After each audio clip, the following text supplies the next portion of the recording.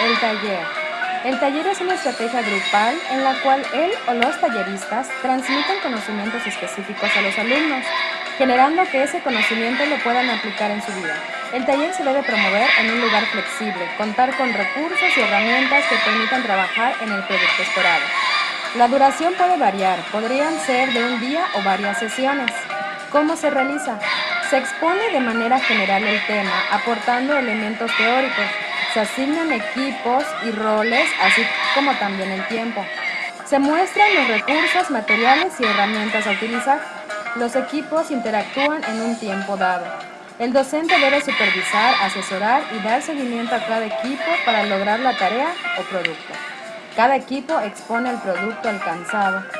Se lleva a cabo una discusión, se explica esa información y se presentan conclusiones.